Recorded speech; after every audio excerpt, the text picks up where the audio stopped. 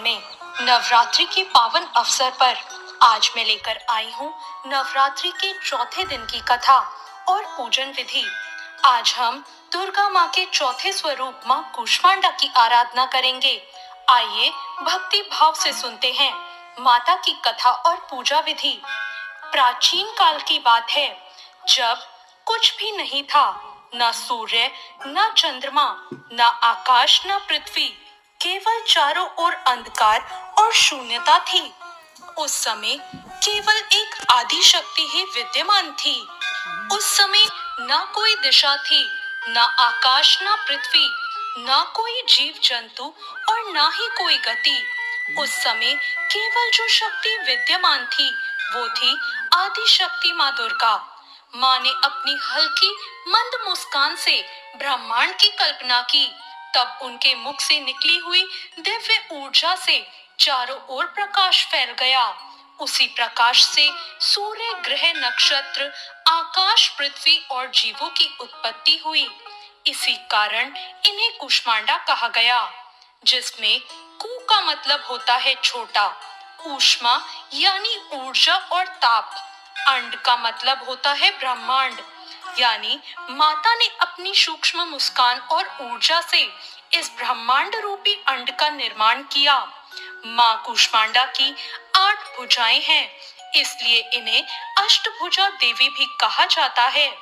इनके हाथों में अमृत कलश, गदा, धनुष, बाण, चक्र, कमल, माला और कमंडल सुशोभित रहते हैं।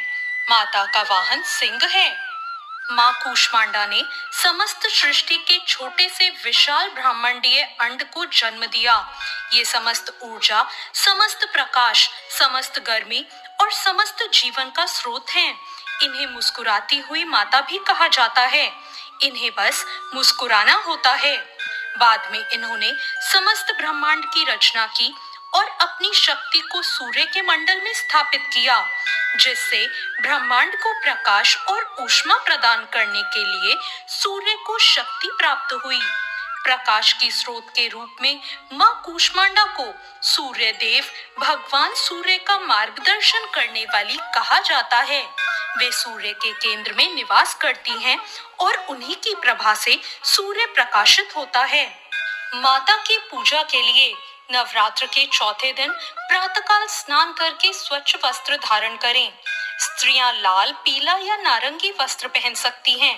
पुरुष पीले या सफेद वस्त्र पहन सकते हैं। स्वच्छ आसन पर बैठकर संकल्प करें कि हे माँ कूष्मांडा, मैं आज आपकी पूजा विधिवत करूंगी और मुझ पर कृपा करें।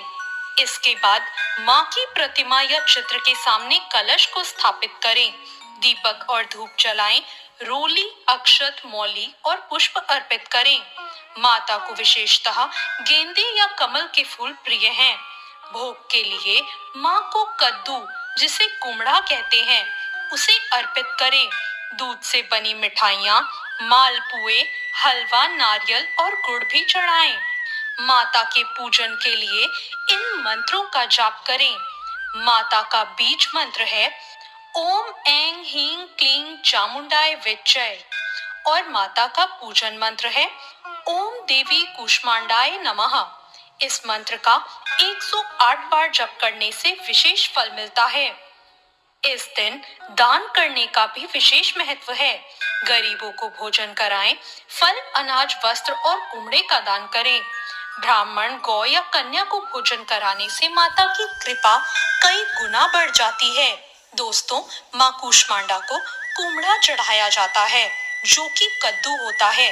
कुमड़ा अंदर से खोखला और हल्का होता है। ये अहंकार रहित हृदय का प्रतीक है।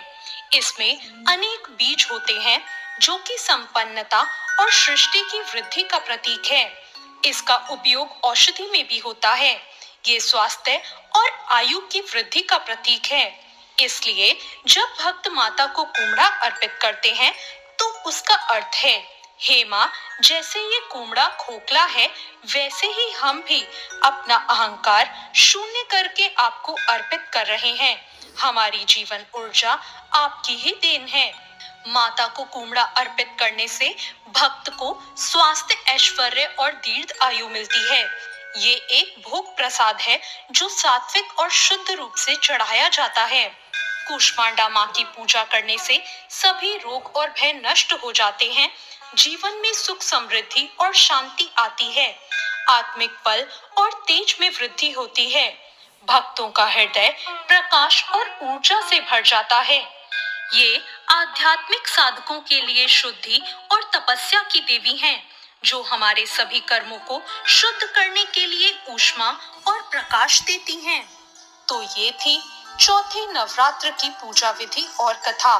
आपको माँ कूष्मांडा की ये कथा कैसी लगी, कमेंट करके जरूर बताएं। तो वीडियो को लाइक जरूर करें और मेरे